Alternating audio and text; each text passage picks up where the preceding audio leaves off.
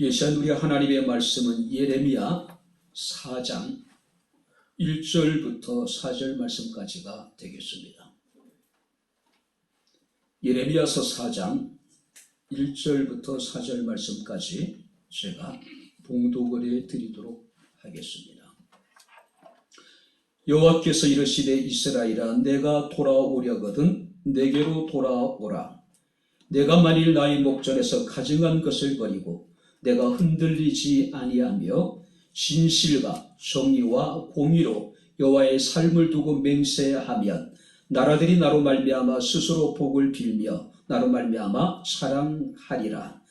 여호와께서 유다와 예루살렘 사람에게 이와 같이 이르노라. 너희 묵은 땅을 갈고 가시덤불에 파종하지 말라. 유다인과 예루살렘 주민들아 너희는 스스로 할례를 행하여 너희 마음 가죽을 베고 나 여호와께 속하라. 그리하지 아니하면 너희 악행으로 말미암아 나의 분노가 불같이 일어나 사르리니 그것들을 끌 자가 없으리로다. 아멘. 기도하겠습니다. 자비롭고 은혜로우신 아버지 하나님, 하나님의 은혜와 사랑을 진심으로 감사합니다. 화창한 이 아침에 우리가 살아계신 하나님께 마음을 모으고 뜻을 모으고 정성을 모아 영과 진리로 예배하며 주의 말씀을 충족할 수 있는 은혜를 베풀어 주심을 감사합니다. 말씀이 선포될 때 우리의 마음의 문을 열어주시고 길을 여셔서 성령의 교회들에게 하시는 주의 음성을 듣게 하시고 말씀을 기쁨으로 아멘하여 하나님 앞에 화답케 하옵소서. 예수님 이름으로 기도합나이다. 아멘. 할렐루야. 올해 가정의 달이라고 이야기를 합니다. 벌써 5월도 우리가 마지막 주일 예배로 하나님 앞에 영광을 돌리고 있습니다.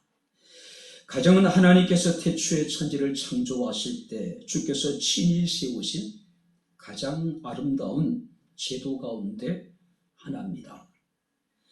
많은 사람들은 가정은 우리의 삶의 보금자리라고 이야기를 합니다. 가정은 행복의 안식처라고 이야기를 하기도 합니다. 자, 그럼에도 불구하고 안타깝게도 오늘날 많은 가정들이 심각한 위기를 겪고 있음을 봅니다. 어느 한 조사에서 바로 가정의 만족도에 대해서 설문조사를 했는데 68%만이 자신의 가정에 대해서 행복하다라고 하는 그런 설문조사가 나왔다고 합니다. 하나님의 선택과 하나님의 구원은 개인적인 것입니다. 그러나 하나님의 복과 은혜는 가정을 통해서 우리에게 주어진다는 사실을 반드시 기억할 수 있기를 바랍니다. 할렐루야. 오늘 여러분들의 가정이 바로 하나님의 은혜와 주의 평강으로 충만할 수 있기를 다시 한번 축원합니다. 자, 유다 왕국의 시드기야 시대에 그 유다의 멸망이 카운트다운에 들어가게 됩니다. 한마디로 유다의 운명은 풍전등화와 같은 그런 상황이었습니다. 이런 위기 속에서 하나님께서는 한 선지자를 부르셨는데 그가 예레미야라고 하는 인물입니다. 자, 예레미야가 어느 날 환상을 보았습니다. 그것은 펄펄 끓는 가마솥의 환상입니다. 그 가마솥이 북쪽에서 남쪽으로 기울어져 있었다는 겁니다. 그때 하나님의 음성이 들립니다. 재앙이 북방에서 일어나 이 땅의 모든 사람에게 부어지게 되리라. 내가 북방의 왕국들을 불러 예루살렘을 칠 것이라고 이야기를 하고 있어요. 유다의 재앙이 북쪽에 있는 이방 민족을 통해서 임하게 될 것이라는 이야기입니다. 자, 그런데 그런 중에도 하나님께서는 진노 중에라도 이스라엘에 긍휼을 베푸시기를 원하셨습니다. 그래서 오늘 성경 말씀을 보게 되면은 너희가 내게로 돌아오라고 말씀을 하고 있습니다. 너희가 내게로 돌아와서 나 여호와께 속하라고 지금 말씀을 하고 있습니다. 왜 하나님께서는 그들로 하여금 이제라도 여호와께 돌아오라고 말씀하셨을까요? 왜 하나님께서 그들에게 재앙을 내리시면서도 왜 그들에게 내게 속하라고 이야기를 하셨을까요? 재앙의 목적은요, 단순히 그들에게 재앙을 내리시는 것이 아니라 우리가 예레미야 29장 11절 말씀을 보면은 너희를 위한 내 생각을 내가 아노니 평안이요 재앙이 아니라고 말씀을 하고 있습니다. 바로 하나님의 생각은 이스라엘에게 미래를 주는 것이고 희망을 주는 것입니다. 그래서 하나님께서는 재앙주의 그들로 하여금 이제라도 내게로 돌아오라고 얘기하고 있어요. 너희는 나 여호와께 속하라고 지금 이야기를 하고 있습니다. 특별히 여기 여호와께 속하라고 하는 의미는 여호와께 굳게 붙어 있으라는 의미예요. 뿐만 아니라 여호와를 위하여라고 하는 의미도 있고 너희는 여호와께 바쳐라고 하는 그런 의미가 포함되어져 있는 거예요. 그럼 무시무시한 재앙이 너희에게 닥칠지라도 너희는 나를 떠나지 말고 내게 돌아와서 내게 붙어서 내게 속한 자가 되라는 이야기예요. 오늘 사랑하는 성도 여러분들은 지금 누구와 붙어 있습니까? 여러분들은 지금 어디에 속해 있습니까? 여러분들은 누굴 위하여, 무엇을 위하여 지금 열심히 살아가고 있습니까? 주께서 우리에게 말씀하십니다. 내게로 돌아와서 나 여호와께 속한 자가 되라고 얘기하고 있어요. 내게 붙어 있어라. 너희는 온전히 여호와를 위해서 살아가라. 여호와께 너의 삶을 온전히 헌신하라고 이야기하고 있는 겁니다. 우리는 가정의 달 마지막 주를 맞이하면서 우리 백향목교 사랑하는 모든 성도들의 가정이 온전히 여호와께 속한 아름다운 믿음의 가정이 될 수 있기를 주 이름으로 축원합니다. 그런 측면에서 오늘 우리가 여호와께 속한 가정이 되기 위해서 우리가 어떻게 해야 될 것인가? 우리가 말씀을 살피면서 우리가 함께 은혜를 나누도록 하겠습니다. 자, 먼저 1절 말씀을 우리 다시 한번 같이 읽겠습니다. 1절 다 같이 읽겠습니다. 여호와께서 이르시되 이스라엘아 내가 돌아오려거든 내게로 돌아오라. 내가 만일 나의 목전에서 가증한 것을 버리고 내게 흔들리지 아니하며. 먼저 우리가 여호와께 돌아와 여호와께 속하기 위해서는 제일 먼저 뭘 말하고 얘기하고 있습니까? 나의 목전에서 가증한 것을 버리고 내가 흔들리지 말아라. 자, 한마디로 여호와의 목전에 가증한 모든 것을 버리고 내게 돌아오란 이야기예요. 내게 속한 자가 되라고 이야기를 하고 있습니다.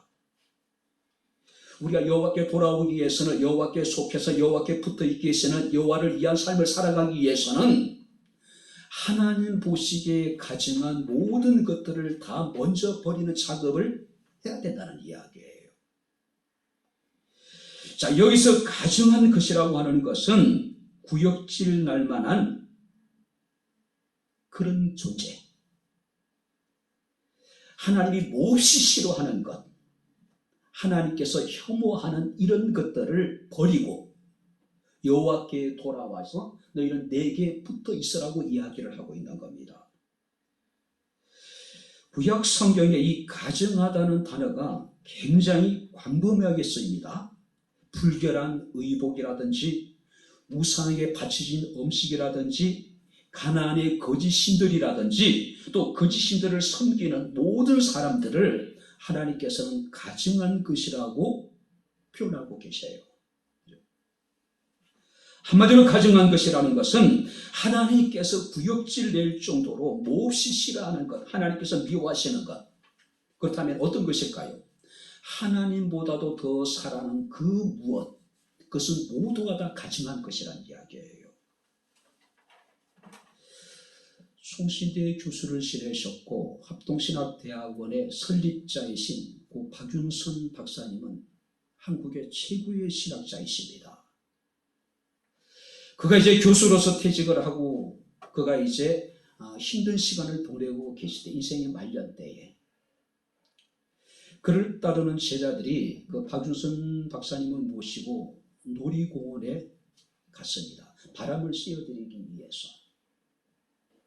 한참 이곳저곳을 다니면서 굉장히 즐거워하시더래요. 근데 갑자기 어느 순간에 이 박윤선 박사가 굉장히 안타까운 표정을 짓고 슬픈 표정을 짓고 계시더래요. 그 제자들이 굉장히 당황했겠죠. 그래서 물었습니다. 선생님, 혹시 불편한 데라도 있으십니까? 그때 박유선 박사님이 그런 얘기를 하셨다 그래요. 아니, 내가 놀이동산을 쫓아다니면서 갑자기 바로 내가 주님보다도 이것을 더 좋아하는 것 같아, 이것을 더 즐기는 것 같아서 마음이 불편하셨던 거예요. 하나님 앞에 가증한 것이라고 하는 것은 어떤 것입니까? 하나님보다도 더 사랑하는 모든 것이 가증한 것이에요. 특별히 여러분들이 이 유다에 바로 그때 그들이 어떤 우상을 섬겼느냐가 우리가 에스겔서 8장에 보면 나타나 있습니다. 하나님은 환상 가운데 에스겔 선지자를 성전의 풍문으로 데리고 가셔요. 그런데 그곳에서 바로 가증스러운 우상 숭배가 성전 안에서 이루어지는 모습을 봅니다. 그래서 우리가 에스겔서 8장 6절 말씀 보니까 이렇게 기록하고 있습니다. 그들이 여기에서 크게 가증한 일을 행하여 나로 내 성소를 멀리 떠나게 하였느니라. 하나님의 성전 안에서 이루어지는 우상 숭배에 대해서 하나님께서는 그것으로 인하여서 내가 내 성소를 멀리 떠날 수밖에 없었다라고 이야기를 하고 있어요. 에스겔서 8장 6절 말씀을 보게 되면 그들이 누굽니까? 하나님만을 섬기도록 택함을 받은 이스라엘의 백성들이에요. 이스라엘의 제사장들입니다. 선지자들이에요. 여기가 어디입니까? 하나님께 예배하는 거룩한 성전에서 그들이 뭘 했습니까? 크게 가증한 일을 행하였다. 역겹고 혐오스럽고 하나님이 싫어하시고 하나님이 미워하시는 일들을 거기서 행했다는 이야기예요. 결과는 뭡니까?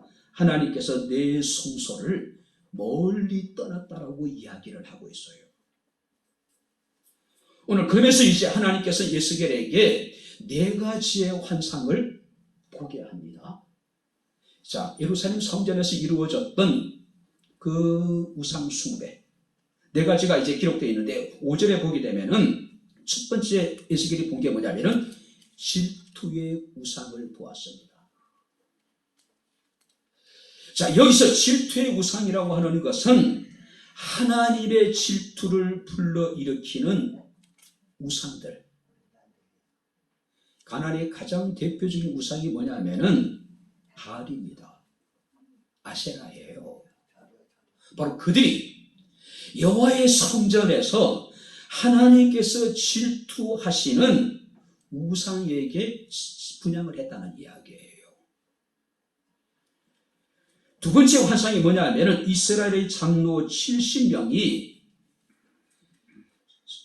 각양 곤충과 가정스러운 짐승과 이스라엘의 모든 우상을 그려놓은 어두컴컴한 방에서 그들이 우상에게 분향을 하고 있었다는 이야기예요. 곤충과 가정스러운 짐승과 하나님께서 질투하시는 모든 더러운 우상을 벽에 그려놓고 그 어두컴컴한 방에서 그 우상들에게 분향을 하고 있었다는 이야기예요. 놀라운 것은요, 이스라엘의 장로들의 손에는 향로가 지어져 있었고 그 향로에서 나온 연기가 구름처럼 피어오르고 있었다. 자, 여기 보세요.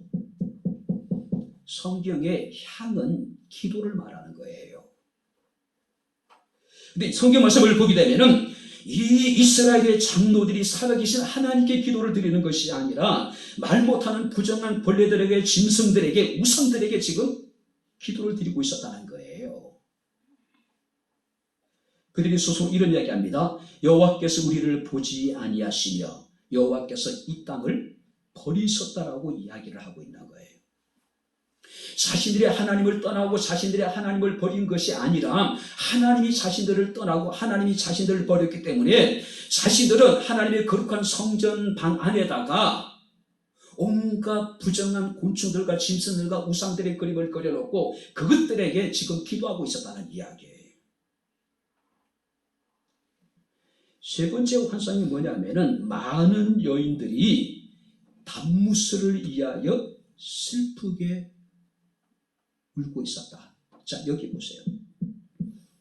담무스는 비너스의 연인이에요. 비너스의 연인이에요. 비너스는 마르스라고 하는 남편이 있었어요. 근데 이 비너스가 아도니스라고 하는 이 아주 미소년을 사랑을 했어요. 한마디로 불륜을 한 거예요. 그래서 비너스의 남편이었던 마르스가 아도니스를 이제 죽여버립니다. 자신의 아내의 전부였던 이 아도니스를 죽여버려요. 죽은 여인을 바라보면서 비너스가 바로 이 아도니스를 끌어안고 통곡을 해요. 신하에 보게 되면. 자, 여기서 유래된 것이 미소년의 숭배의식이에요. 아주 아름다운 그 소년들에 대해서 그들은 숭배를 하는 겁니다. 그래서 성경 말씀을 보게 되면은 이스라엘의 여인들이 하나님의 거룩한 성전에서 비너스의 연인이었던 아도니스라고 불리어지는 이 담무스를 위해서 지금 슬퍼하고 있는 거예요. 울고 있는 거예요.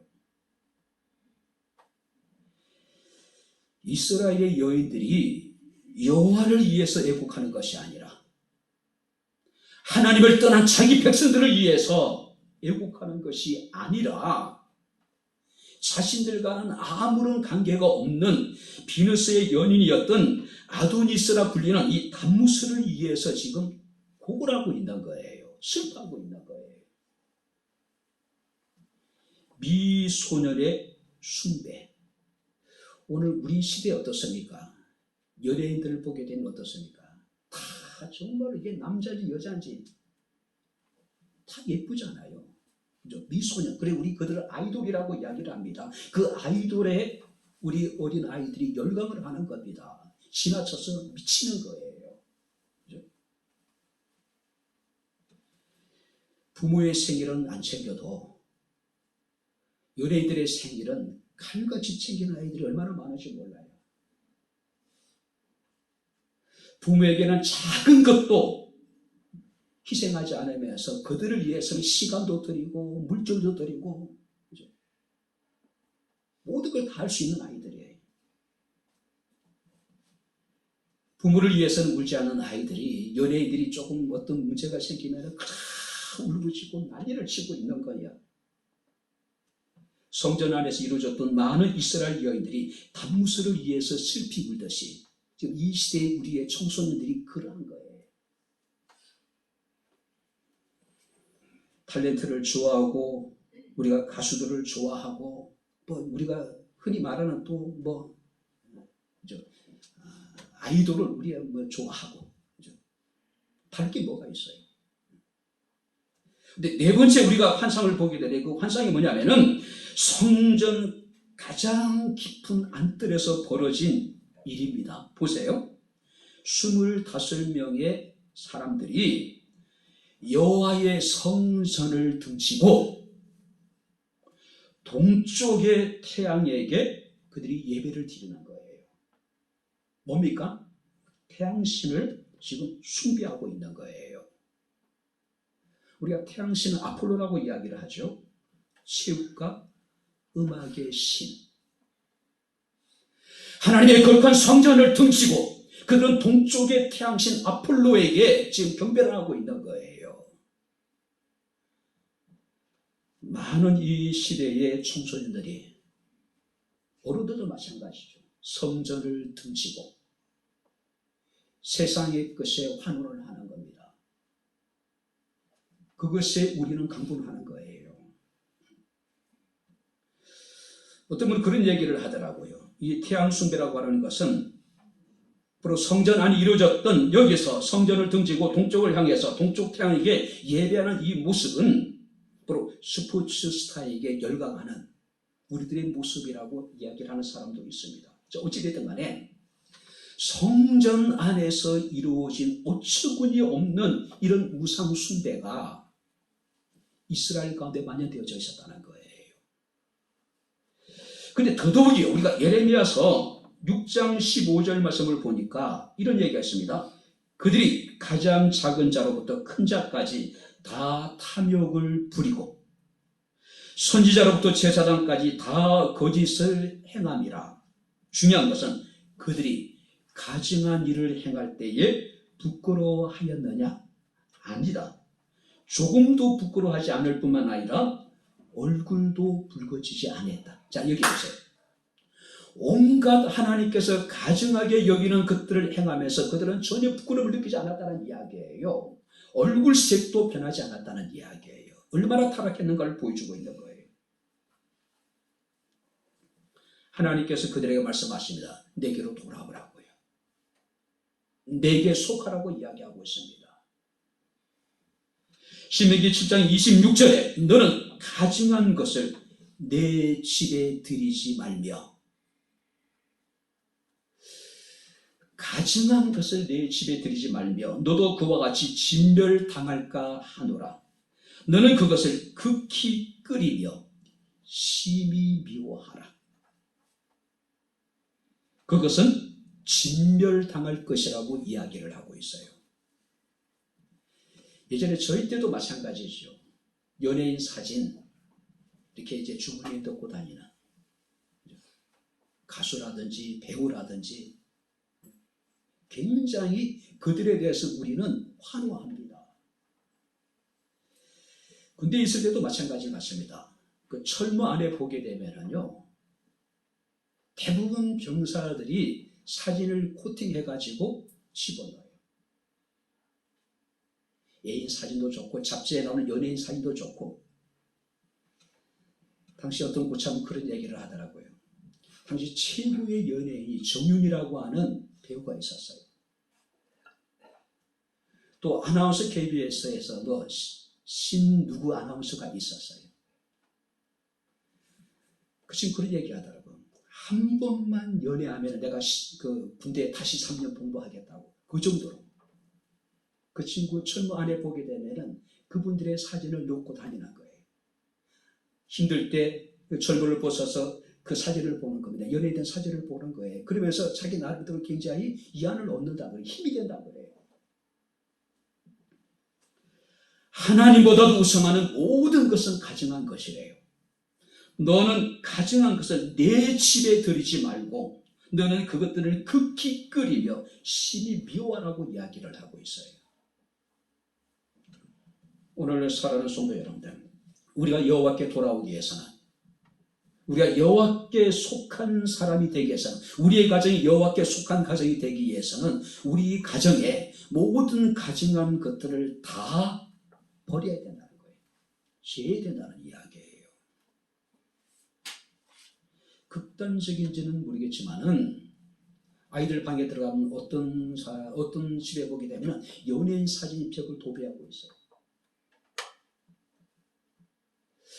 그래서 극단적으로 이걸 가증한 것이라고 얘기할 수 있는지 없는지 모르겠지만은 과연 그것들이 그 아이의 영적인 세계, 그 아이의 정신 세계에 어떤 의미가 있을까 한번 곰곰하게 생각을 하게 할 수 있는 거예요. 두 번째 성경 말씀을 보시기 바랍니다. 2절을 우리 다시 한번 같이 읽겠습니다. 진실과 정의와 공의로 여호와의 삶을 두고 맹세하며 나라들이 나로 말미암아 스스로 복을 빌며 나로 말미암아 자랑하리로다. 두 번째 뭡니까?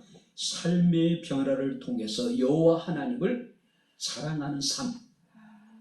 오직 여호와 하나님만을 섬기며 여호와 하나님만을 찬양하며 여호와 하나님만을 자랑하는 가정.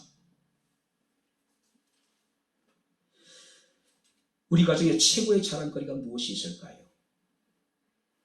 여러분들의 가정의 최고의 자랑거리라고 내세울 만한 것이라면 그것이 무엇이 있을까요? 우리 그리스도인들에게는 우리 가정의 최고의 자랑거리는 우리가 예수 그리스도를 경외하는 믿음의 가정이라는 것. 그가 우리의 삶 가운데, 그가 우리 가정 가운데 행하셨던 놀라운 하나님의 은혜를 자랑할 수 있다면 얼마나 좋을까요? 특별히 여러분들이 여기서 여호와를 자랑한다는 이야기는 하나님의 주권을 인정하고 그 하나님의 뜻대로 살아간다는 의미예요. 우리는 여호와를 자랑하는 삶을 살아야 되는 사람들입니다. 우리의 가정은 오직 여호와 하나님만을 자랑하는 가정이 되어야 돼요. 바울은 다메섹 도상에서 예수들을 만나기 전까지는 자신의 의에 충만한 사람이었습니다. 그는 스스로 이야기하기를 나는 이스라엘 족속이요 베냐민 지파요 히브리인 중에 히브리인요 율법으로는 흠이 없는 자요 바리새인 중에 바리새인이라고 자랑을 해요. 근데 그가 예수들을 만나게 됩니다. 하나님 은혜를 맛보게 돼요. 체험하게 됩니다. 갈라디아서 6장 14절 말씀 보니까 이제는 자신의 이전의 모든 것들을 배설물로 여긴다고 이야기하고 있습니다. 왜? 그들을 아는 지식이 가장 고상하다고 이야기를 하고 있어요. 내가 자랑하노니 나의 약함을 자랑하고 내가 자랑하노니 오직 예수 그리스도만을 자랑한다고 바울이 고백하고 있는 모습을 우리가 보게 됩니다. 여러분들의 자녀들이 밖에 나가서 다른 사람들에게 무엇을 자랑하고 있는지, 우리 가정을 통해서 다른 사람들에게 무엇이 이렇게 사람들에게 나타나고 있는지, 진실과 정의와 공의로 우리가 살아가면서 오직 예수 그리스도를 자랑하는 삶, 주님께서 행하셨던 그 일들을 자랑하는 삶, 이것이 온전한 믿음의 가정의 모습이 아닐까요? 자, 그렇다면 구체적으로 우리가 여호와를 자랑한다는 삶이란 어떤 삶일까요? 우리가 입으로 말로 자랑하는 것이라고 얘기할 수 있을까요? 아니에요. 우리 다시 한번 여러분 2절을 보시기 바랍니다. 다시 한번 같이 읽겠습니다. 진실과 정의와 공의로 여호와의 삶을 가리켜 맹세함. 이 보세요. 말로 자랑하는 게 아닙니다. 우리의 변화된 진실된 삶을 통해서 우리가 예수 그리스도를 자랑해야 된다는 거죠. 자, 보세요. 먼저 진실이랍니다. 거짓이 없는 것, 양심적인 것, 정직한 것. 한마디로 얘기하면 확고하게 믿을 수 있는 것. 예수 믿는 사람들이라면 최소한 거짓이 없고 참 저 사람은 양심적이고 정직하고 저 사람만큼 확실히 믿을 수 있어. 그렇게 얘기해야 된다는 이야기예요. 뿐만 아니라 여기서 정의라고 하는 것은 법을 집행할 때 공평한 것, 법을 집행할 때 올바른 것. 우리 그리스도인들은 어떤 상황 속에서도 올바라야 된다는 이야기예요. 치우침이 없어야 된다는 이야기예요. 뿐만 아니라 여기서 공이라고 하는 것은 우리가 타인이나 공동체 생활 속에서 우리의 삶이 의롭다는 겁니다. 그렇다면 우리는 말로서 혀로 우리 예수 그리스도를 자랑하는 것이 아니라 우리가 진실한 삶과 정의롭고 공의로운 삶을 통해서, 다시 말해서 확고하게 믿을 수 있는 삶, 바로 좌우로 치우치지 않는 올바른 삶, 그리고 의로운 삶을 통해서 우리가 예수 그리스도를 자랑해야 된다는 이야기예요. 근데 여기 보세요. 지금 세상에서는 교회를 향해서 우리 기독교에 대해서 뭐라고 표현합니까? 개독교라고 이야기를 하고 있어요. 목사에 대해서 먹사라고 이야기를 합니다. 또 혹독하게는 독사라고까지 이야기를 해요. 영혼을 살리는 것이 아니라, 사람을 살리는 것이 아니라 자기 먹을 것에, 자기 배불리는 데 급급하고 사람들을 죽이는 목사고 독사라는 거예요. 왜 그렇습니까? 우리 그리스도인들이, 우리 교회가 사람들에게 온전한 신뢰를 심어주지 못하는 거예요. 과연 교회가 진실하냐? 정말로 거짓이 없고 양심적이고 정직하고 확고하게 사람들에게 믿을 만한 그런 존재인가를 생각해 봐야 돼요. 그것이 못하다는 이야기예요. 과연 교회가 정의로운가? 과연 교회가 공의롭냐? 이렇게 질문해 봤을 때 우리는 그렇다라고 이야기할 수가 없는 거예요. 물론 일부이긴 하지만은 일탈한 목회자들로 인해 가지고 교회가 송두리째 다 욕을 먹고 있는 거예요. 교회를 향한, 그리스도를 향한 세상의 기대치는 굉장히 높지요. 교회 다니는 사람이 술을 먹고 담배를 피우고 우리가 사행성 게임을 하게 되면 야, 교회 다니는 사람이 그래도 돼? 예전에는 그랬어요. 지금은 어떻습니까? 교회를 다니든 안 다니든 다른 거에 없는 거예요. 똑같은 거예요.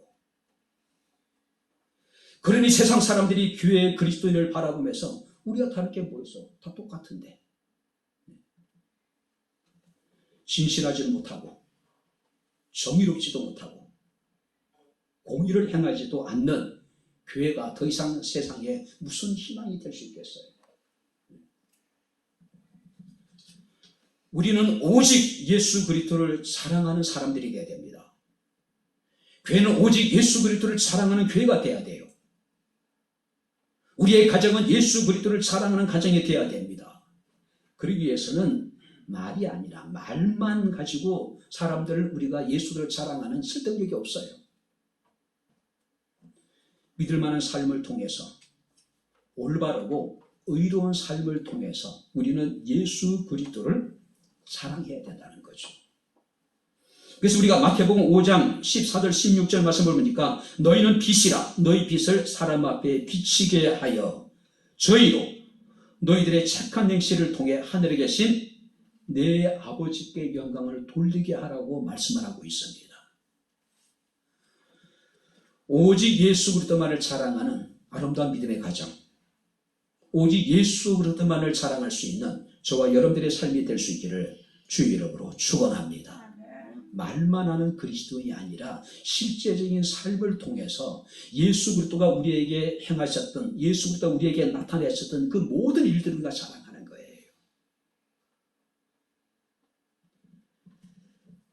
어제 그 뉴스를 이렇게 검색을 하는데 검색 순위 뭐 1위, 2위 계속 오르락내리락 하는 뉴스가 있었어요. 목사 모녀가 식당에 가가지고 행패를 부린 사건이에요. 음식을 다 먹고 난 다음에 이제 그때부터 행패를 부리는 거예요. 왜? 옆자리 행색이 초라한 사람이 나이가 드신 분이 앉아서 밥을 먹었다는 거예요. 밥맛을 잃어버렸다는 거예요. 기분 나쁘다는 이야기예요. 집에 돌아가가 전화해가지고 온갖 쌍욕을 해대면서 10,000원이라도 깎아줘야 되는 거 아니냐, 음식값 돌려줘야 되는 거 아니냐 하면서 막 참 그 주인이 그 얘기하더라고요. 나중에 알고 보니까 목사더라, 작가더라. 차마 목사 입에서 그런 얘기가 나올지 꿈에도 생각 못했다. 그 식당 주인 여자분인데 지금 심리치료를 받고 있다고 이야기를 하더라고요. 과연 그런 뉴스가 지금 계속해서 나오고 있죠. 과연 우리가 예수 그리스도를 어떻게 사랑할 수 있겠어요?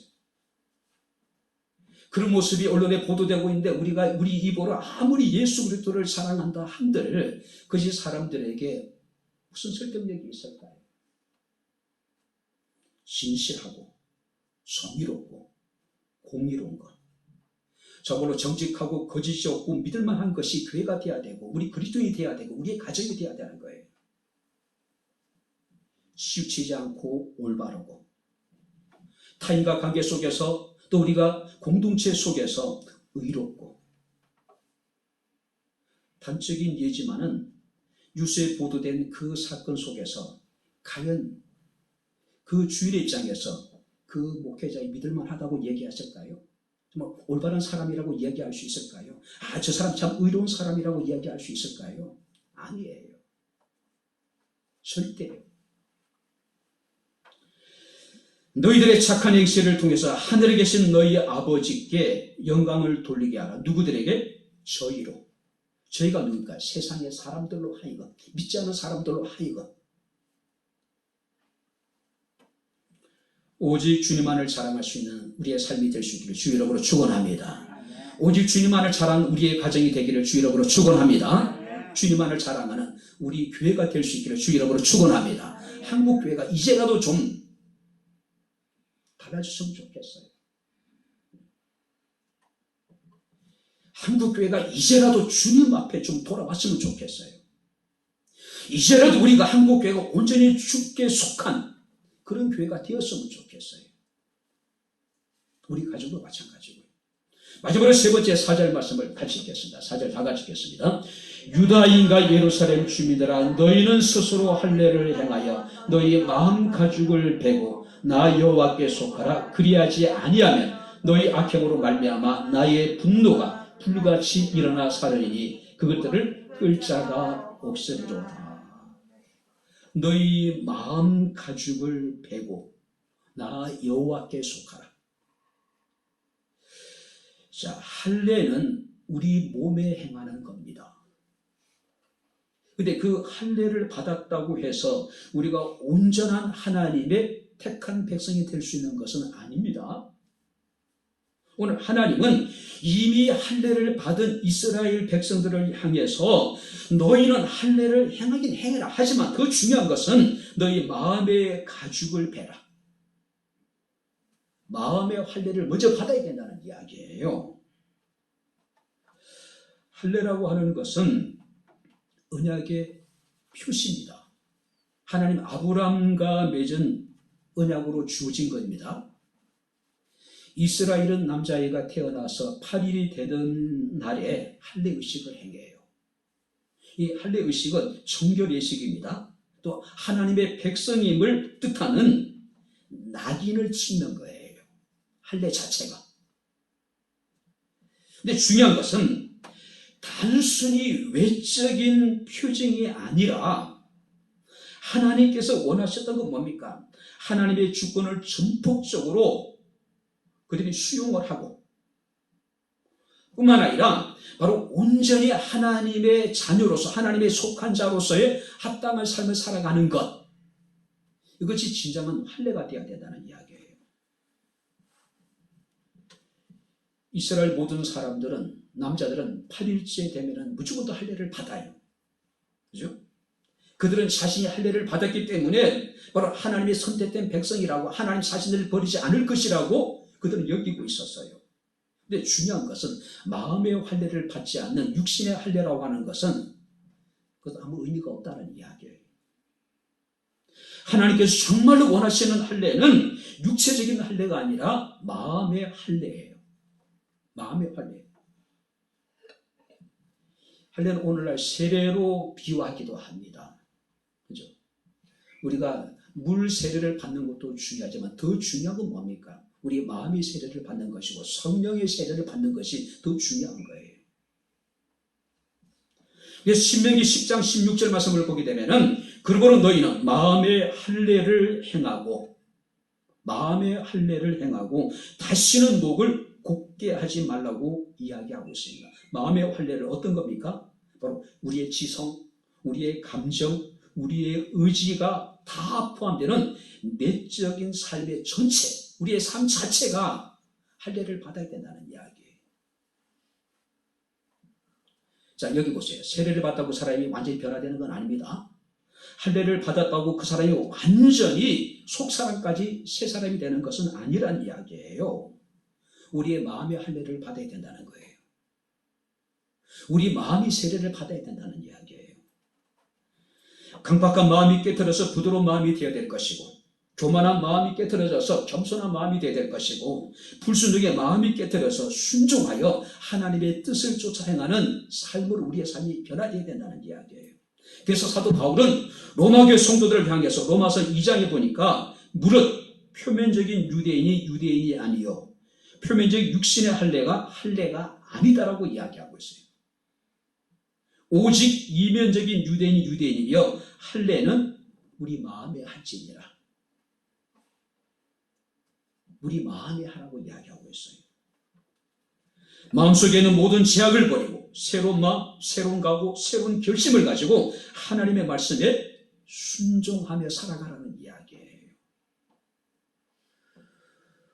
우리 가정이 정말로 온전히 우리 마음을 짓고 우리 마음이 우리 할례를 받아서 새로운 마음, 새로운 각오, 새로운 결심을 갖고 우리가 새로운 믿음으로 주의 말씀에 순종할 수 있는 아름다운 믿음의 가정이 될 수 있기를 주의 이름으로 축원합니다. 그랬으니 좋겠어요. 우리 아이들이 세례를 받았으니까 당연히 구원받은 것이고 우리 아이들이 세례를 받았기 때문에 당연히 하나님의 자녀고 하나님에 속한 것이고 그건 아니란 이야기예요. 성령의 세례를 받아야 되고 우리의 마음을 찢는 그런 어떤 여러분들이 우리의 마음의 할례가 우리에게 이루어져야 된다는 이야기예요. 이제 말씀을 정리하도록 하겠습니다. 엘리 위젤이라고 하는 종군 기자가 쓴 밤이라고 하는 책이 있습니다. 그 책에 보게 되면은 유태인 아이만이라고 하는 인물이 등장을 해요. 세계 2차 대전 당시에 독일 히틀러의 나치는 600만 명의 유대인들을 학살을 하죠. 그런데요, 유대인들을 학살하는데 앞잡이가 되었던 사람들이 누구냐면은 같은 유대인들이 적지 않았어요. 대표적인 인물이 아이만이라고 하는 인물이에요. 그는 유대인들을 색출하는 데 앞장섭니다. 그리고 그들을 사지로 내몰아요. 아이만이 어느 날 큰 거리에 장대를 세우고 어린 유대 소년 하나를 목매달아 놓습니다. 자기 민족 어린아이 하나를 장대에 매달아서 목을 매달아 놓는 거예요. 그리고 사람들로 하여금 그곳을 지나가게 하는 거예요. 그리고 위협을 합니다. 그때 엘리 위젤이라고 하는 이 종군 기자가 아이만에게 이런 질문을 합니다.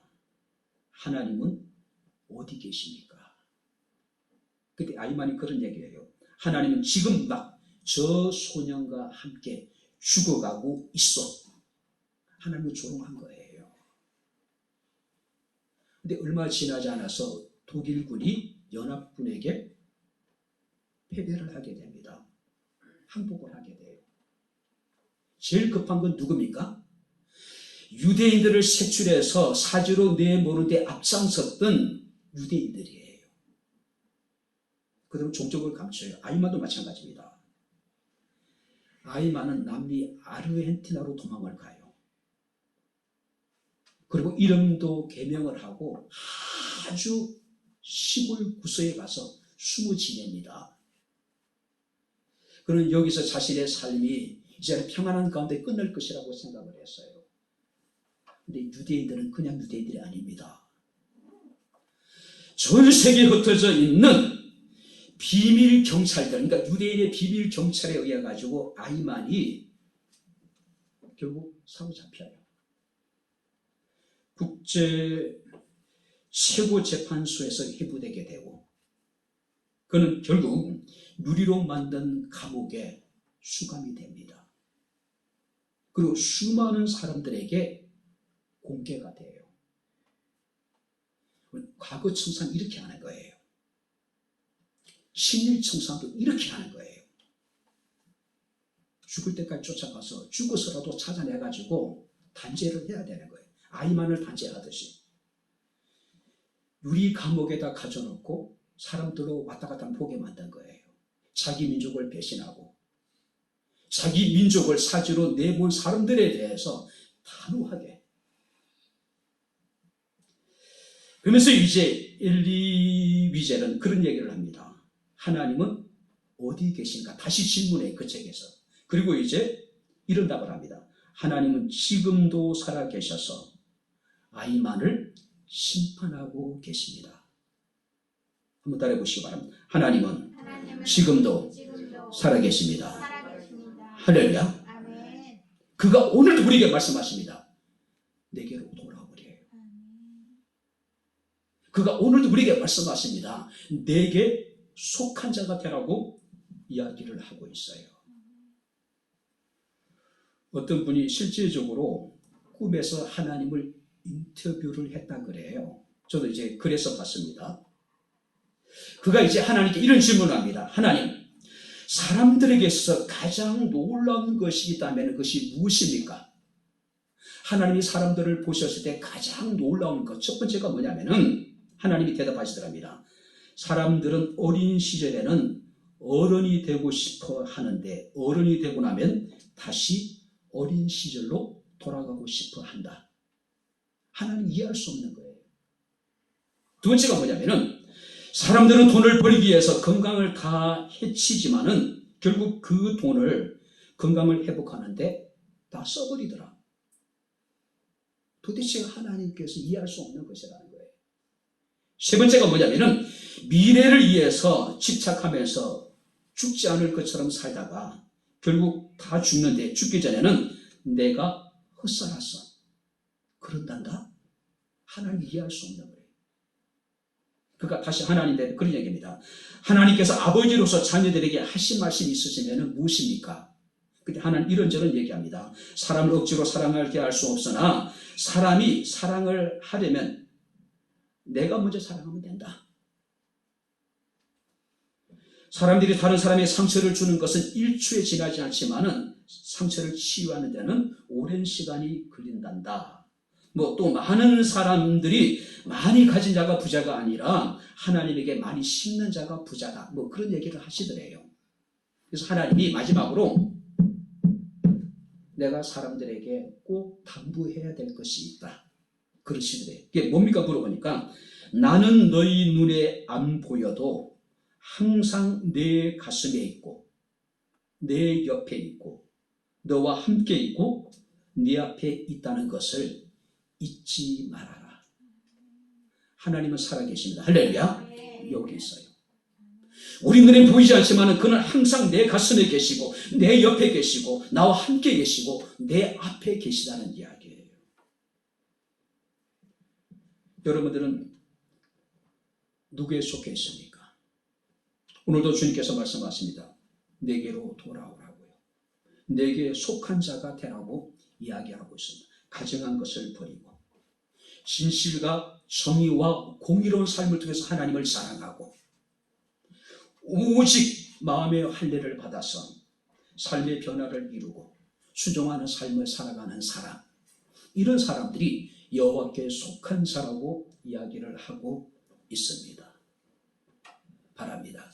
이제라도 우리가 여호와께 돌아와 여호와께 속한 우리의 삶이 될 수 있기를 주 이름으로 축원합니다. 우리 가정이 됐으면 좋겠어요. 우리 교회가 됐으면 좋겠습니다. 정말로 이 나라가 그렇게 했으면 좋겠어요. 이제라도 돌아오라. 나 여호와께 속하라. 이 믿음의 경과에 흔들리지 않는 아름다운 믿음의 가정, 우리 백향목회 모든 성도들의 가정이 될 수 있기를 주 이름으로 축원합니다. 기도하겠습니다. 하나님 아버지, 하나님의 은혜와 사랑을 진심으로 감사를 드립니다. 온전한 믿음을 따라 살아가는 것이 참 힘든 시대에 살아가고 있습니다. 우리의 믿음이 우리의 자녀들에게까지 아버지 하나님 우리의 신앙이 개선될는지 또 우리의 자녀들의 자녀들에게까지 우리의 신앙이 개선될 수 있을는지 우리는 알지 못합니다. 두렵고 떨리기까지 합니다. 아버지 하나님 이제라도 우리가 마음으로 돌이켜 하나님께 돌아오게 하시고 온전히 우리가 하나님께 속한 자가 되기를 원합니다. 우리 가정의 가정스러운 것을 버리게 하시고 우리가 믿는 자로서 진실과 정의와 공의로운 삶을 통해서 주님만을 사랑하는 가정이 되게 하시고 마음의 환난을 받고 아버지 삶의 변화를 통해서 온전히 주의 말씀 가운데 순종하는 우리 가정들이 되게 하옵소서. 예수님 이름으로 기도합나이다. 아멘. 이제는 우리 주 예수 그리스도의 은혜와 하나님의 크신 사랑과 성령님의 교통 교제의 제 충만 역사 인도하심이 여호와께 돌이켜 여호와께 속한 아름다운 삶, 아름다운 믿음의 가정이 되기를 소원하는 또 백향목교회가 되기를 소원하는 주의 사랑하는 모든 성도들 머리머리 위에 저들의 가정과 직장과 사업장과 이 교회와 이 나라 이 민족 위에 지금부터 영원토록 함께 있을지어다. 아멘.